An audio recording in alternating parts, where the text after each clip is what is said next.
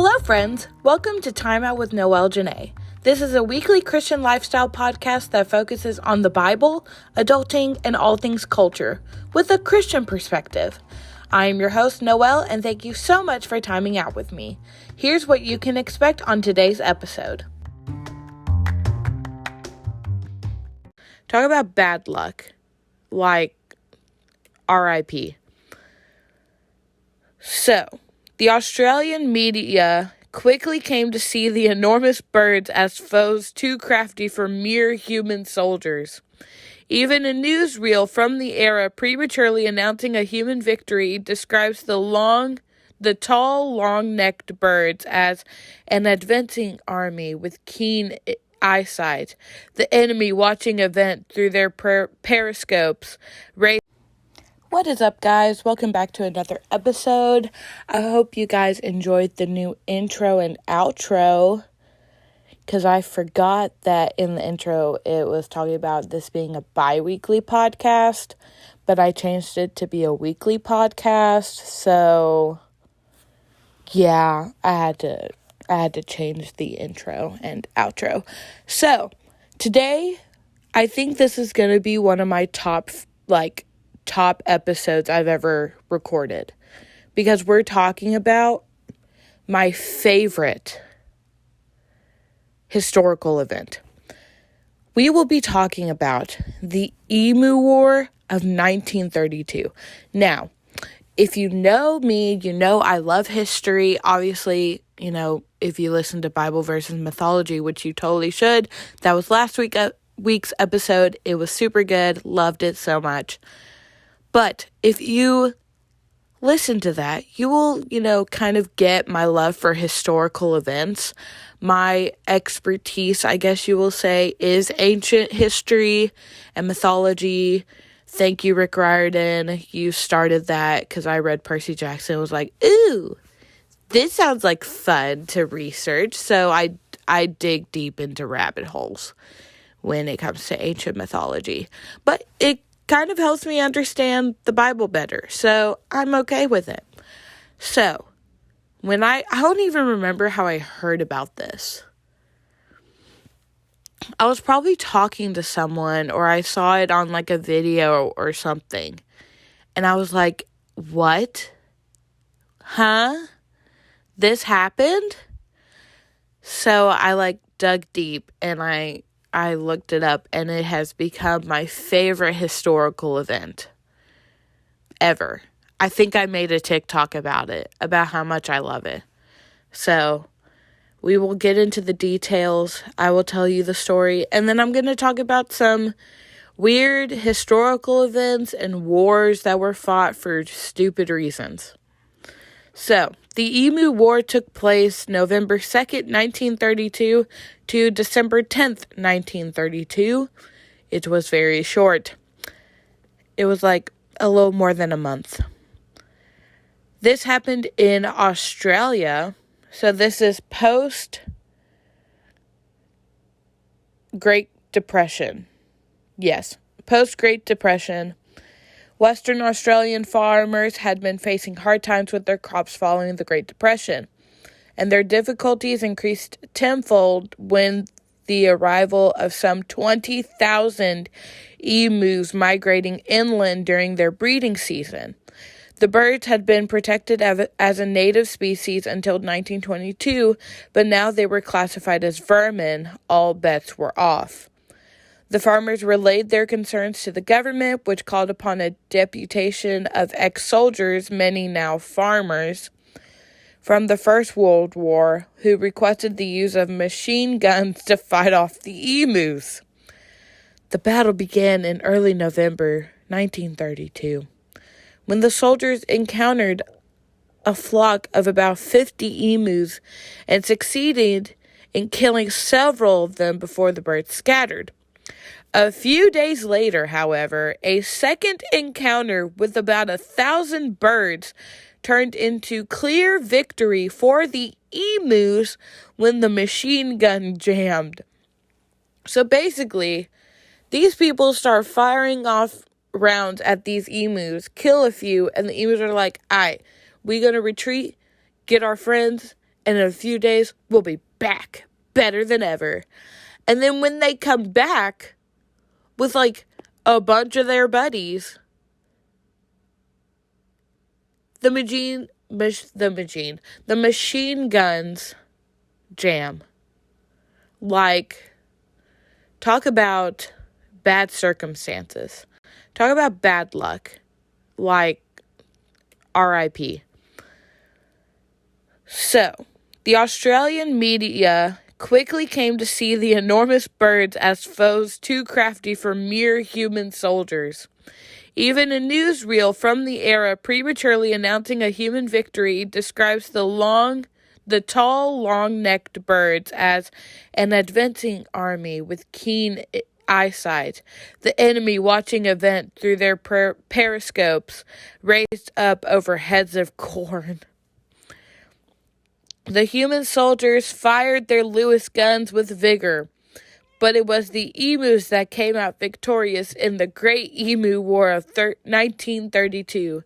The birds remain plentiful in the areas outside of Perth to this day. So, short story.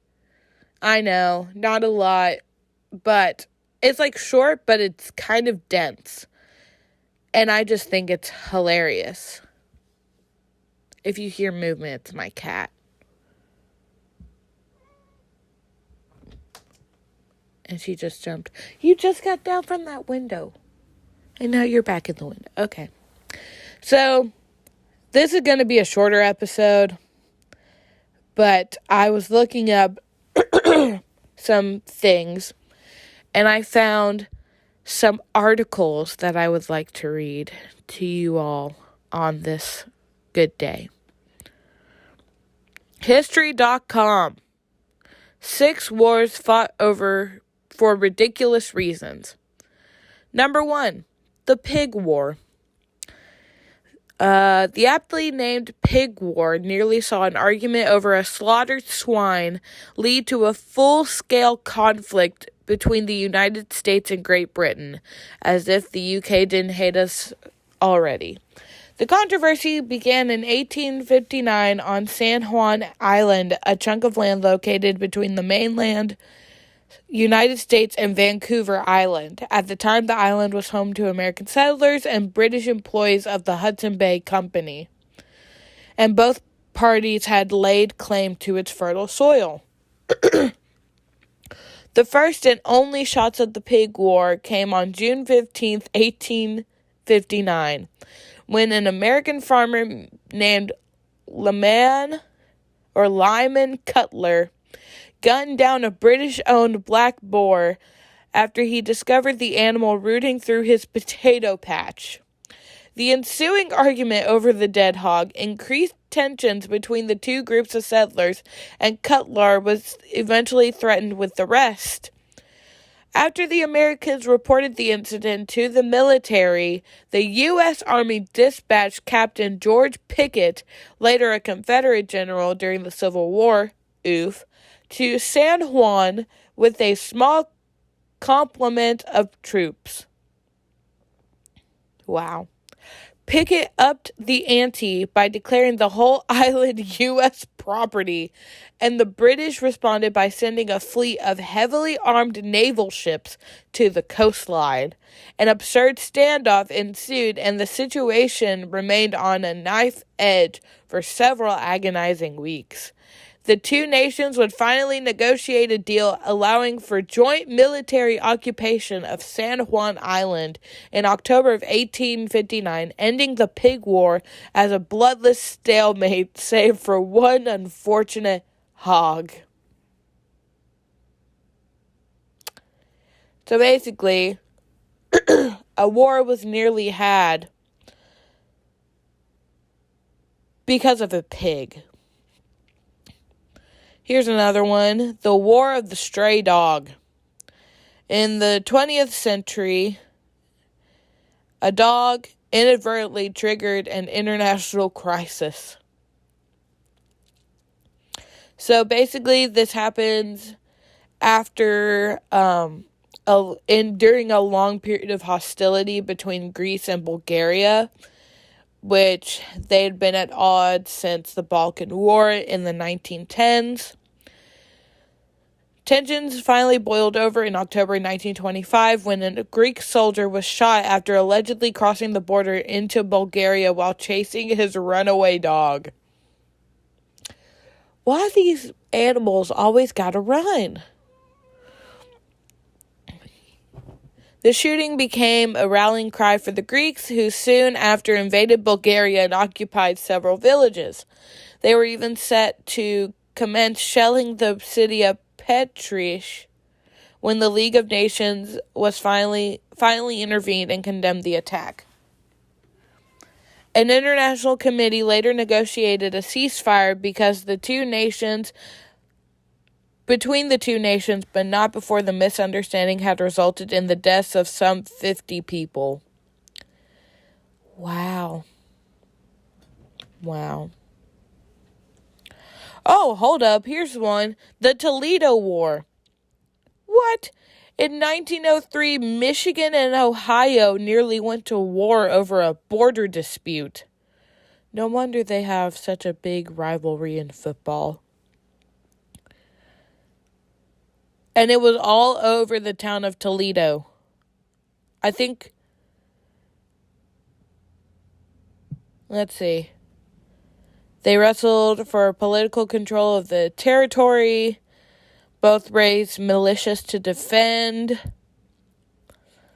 President Andrew Jackson finally intervened in 1835, and by 1836, a compromise was sealed.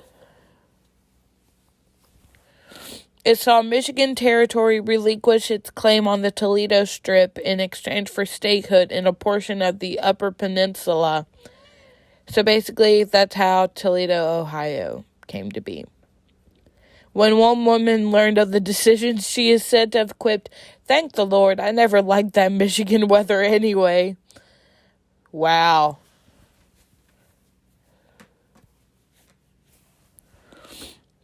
Let's see. There's a pastry war. This one happened in 1828, where angry mobs destroyed large parts of Mexico City during a military coup. One of the victims of the rioting was an expatriate French pastry chef named Remontel, whose small cafe was ransacked by looters. Mexican officials ignored his complaints, so Remontel petitioned the French government for compensation. His request sat unnoticed until a decade later when it came to the attention of King Louis Philippe. Or Philippe. It's spelled Felipe, but it's probably Philippe. The king was already furious that Mexico had failed to repay millions in loans, and now he demanded they pay 600,000 pesos to compensate the pastry chef for his losses. 600,000 pesos.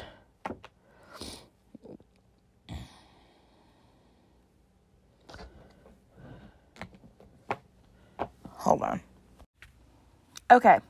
According to Google, 600,000 pesos in 2022 is equivalent to $30,380.13. So that's a lot of money that King Philippe was wanting them to pay this pastry chef. When the Mexicans said that they're not going to pay this, the king did something no one expected. He started a war over the Mexicans not paying a pastry chef. In October of 1838, a French fleet arrived in Mexico and blockaded the city of Veracruz. When the Mexicans still refused to pay up, the ships began shelling the San Juan de Ulua citadel. I am so sorry I am butchering these names. A few minor battles followed, and by December, as many as 250 soldiers had been killed. The famous General Santa Anna even came out of retirement to lead the Mexican army against the French, and he lost a leg after he was wounded by a grape shot. Fighting finally ended in 1839 when the British government helped broker a peace deal. As part of the treaty, the Mexicans were forced to shell out the 600,000 pesos, no doubt a large sum for a pastry shop at that time. So those are just some weird wars that were fought for ridiculous reasons. And now we're going to go over some just bizarre historical events that probably sound fake. Let's see.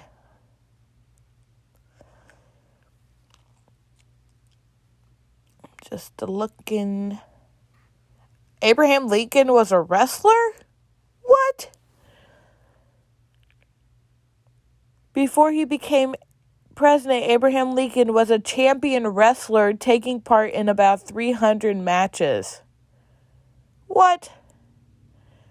The Pope once declared war on cats. Even though there's not an official source verifying this, we will assume that Pope Gregory IV must have... No, that's the 6th, I think. No, that is the 4th. Must have been a real dog person. The notorious Pope once claimed that black cats were instruments of Satan and ordered their extermination throughout Europe. Ironically, the dramatic reduction in cat population during the 13th century was among the factors that led to a spike of plague-carrying rats, leading to the Black Plague. No. Rip. If you don't know that Cleopatra is not Egyptian, I'm sorry. She's Greek. Let's see.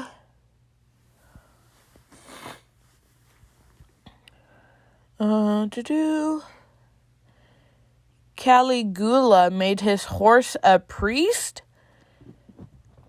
It is no secret that Roman Emperor Gaius, better known as Caligula, was a ruthless nutcake. According to the ancient historian Suetonius, Gaius loved horses way more than he loved humans. In Citatus was by far his favorite horse. He loved Incy, that's what I'm calling it, so much that he gave the steed a marble stall, an ivory manger, a jeweled collar, and even a house. Wow. Another chronicler, Cassius Dio, wrote that servants fed Incy oats mixed with gold flakes. At some point, Gaius tried to make his horse a senator of Rome as well, but he ended up making it a priest instead. Wow. Let's see. Turkeys were once worshipped like deities. Oh, by the Mayan people. Okay. Nikola Tesla was terrified of pearls. Interesting. I'm sorry, my cat is doing something. Napoleon was almost assassinated by a horde of bunnies. Interesting. Let's see. We're not talking about that one. Nope. What? Charlie Chaplin passed away as Apple was founded. Charlie Chaplin passed away in 1977? That was the same year Apple was founded. Wow.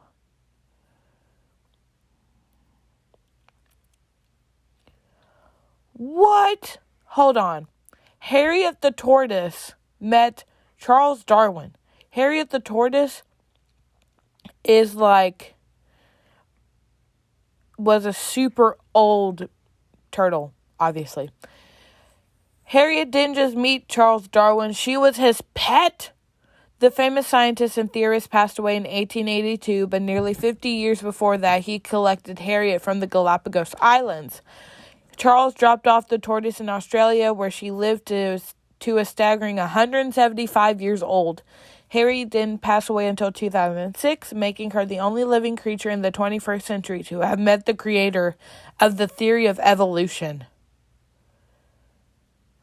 Wow. Let's see. What else? Some of these are cool.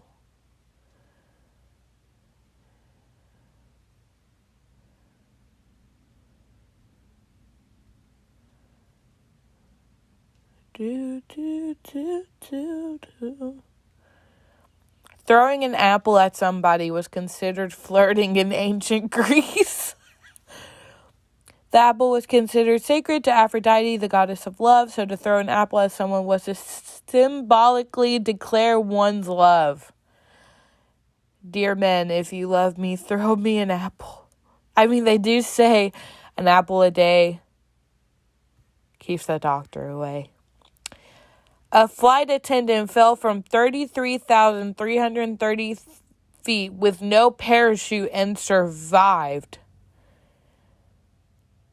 She worked as a flight attendant. Ironically, she wasn't scheduled to fly that day due to the name confusion between, I don't know. She was mistakenly mixed up with another flight attendant with the same name. A briefcase bomb went off on the plane, causing the plane to crash. Wow. Volovic, her name was Vesna Volovic. She was born in Serbia. Was the only survivor and is the only person who survived a fall from such height. How did she survive? That's my question. It doesn't say how she survived. Wow. This is from List 25. This article, it's called 25 Odd and Bizarre Historical Events That Sound Fake.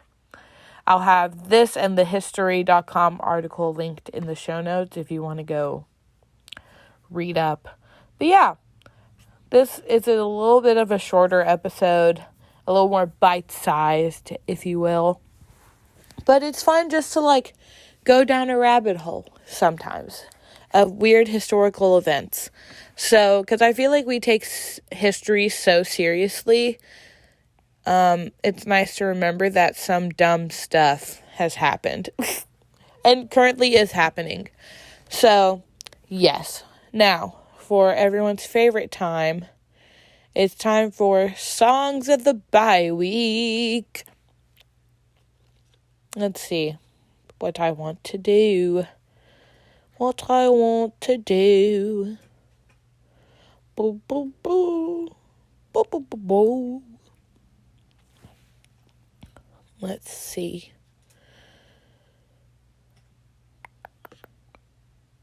I want to give one more Christmas because this episode is going out on Christmas Eve. So, gotta make it a good one. Okay, number 1, Mele Kalikimaka by Bing Crosby and the Andrew Sisters. And, Christmas Eve / Sarajevo 1224 by Trans-Siberian Orchestra. Now, Mele Kalikimaka is a song I found by accident, I think. I think I was just shuffling a Christmas playlist, and this is probably my favorite, non-Christian Christmas song, because it's Christmas in Hawaii. Mele Kalikimaka is Hawaiian for Christmas. So, or Merry Christmas. Yeah. So, I love this. I love that song. I love, the vibes. Super fun. And then, the Christmas Eve Trans-Siberian Orchestra one is a rockin' version of Carol of the Bells, is what it is. So, highly recommend that one. highly recommend the David Foster arrangement of Carol of the Bells, and of course, like, the Pentatonics one. So, those two, and then, like, the couple of Carol of the Bells ones. I'll add all of them to the Songs of the Week playlist. Did I say Songs of the Bye Week? It's Songs of the Week. Sorry. I'm still getting used to this weekly upload thing. So, I hope you enjoyed this episode. If you liked it, give us a 5-star review. And, well, you'll hear it in the outro what to do. And again, the articles will be linked in the show notes below if you want to go and dig down rabbit holes.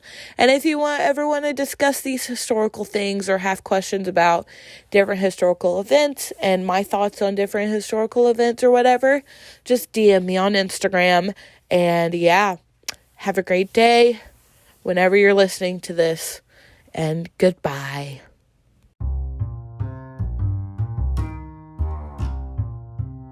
Thank you so much for listening to today's episode. If you liked it, then leave us a 5-star review and follow us wherever you're listening. Share this with your peeps and follow us on Instagram at TimeNoelPod. Have a great day, night, afternoon, or whenever you're listening to this, and goodbye!